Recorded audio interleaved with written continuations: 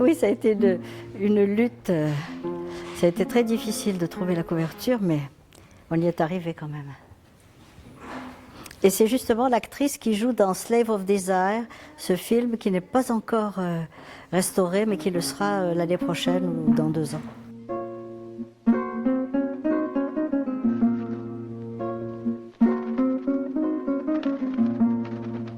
Ce que je voulais, moi, c'est qu'il n'y ait pas seulement des universitaires et des spécialistes, soit de littérature, soit de cinéma. Je voulais qu'il y ait des gens qui vivaient avec Balzac, c'est-à-dire des cinéastes qui étaient en train de l'adapter à l'heure actuelle, des jeunes, des gens qui se posaient des problèmes qu'on ne s'était jamais posés avant, qui étaient de notre temps.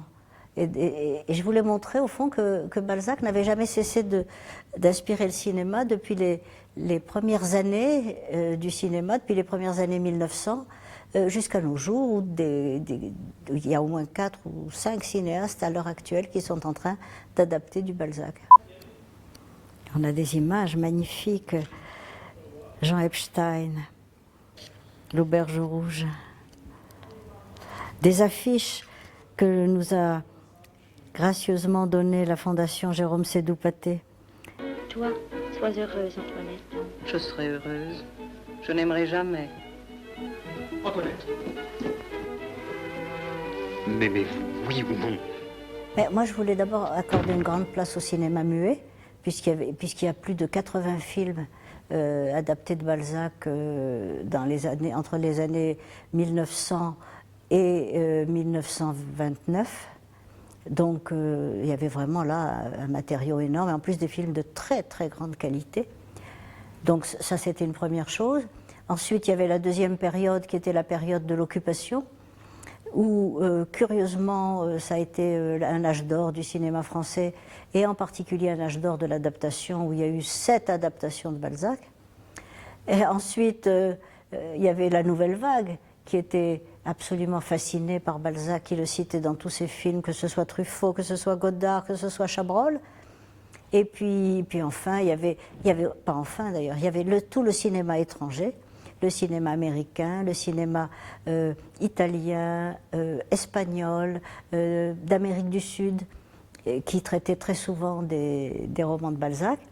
Et puis le cinéma contemporain, alors ça va de Jacques Rivette à nos jours, où des gens sont... Par exemple, Xavier Giannoli va sortir cette année un film intitulé Comédie humaine, d'après la deuxième partie du roman Illusion perdue. Il est richement illustré quand même. Hein. Ah oui, non, mais il y a beaucoup... Et ça, c'est le magnifique film japonais de Koji Fukada et Ken Fukazawa, La Grenadière. Les images, évidemment, sont en couleur, elles sont magnifiques. Le film est superbe en couleur. On les a mises en noir et blanc.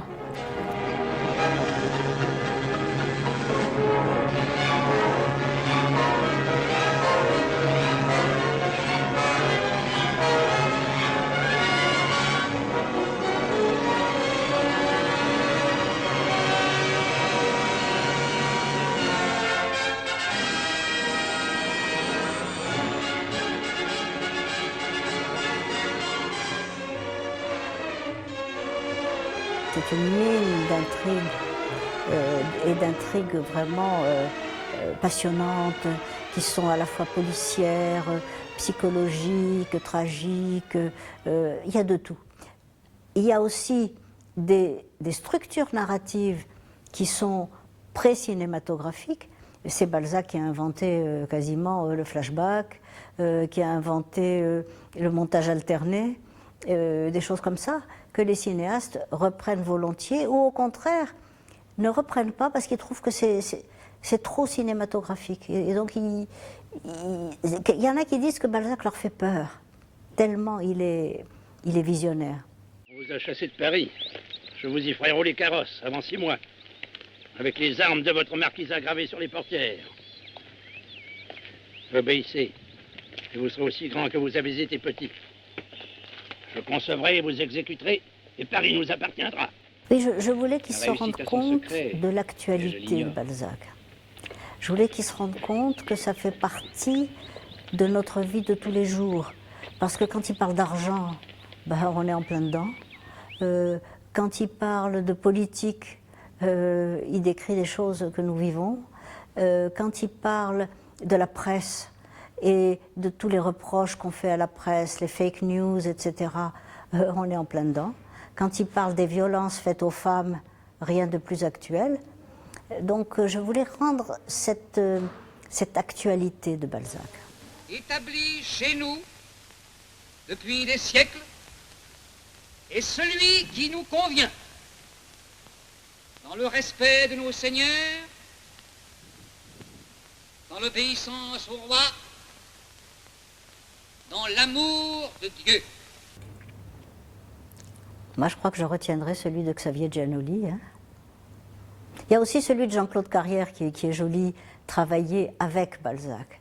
Et il montre comment il faut se lever le matin, comment il faut boire beaucoup de café, etc. C'est très très amusant, c'est plein d'humour et ça dit beaucoup de choses sur la façon de travailler et sur la façon dont les cinéastes ont adopté non seulement le point de vue de Balzac, mais même ses manies, ses habitudes, même ses mauvaises habitudes, même ses défauts. Enfin, ils se sont complètement identifiés à lui, quoi. C'est ça qui est extraordinaire.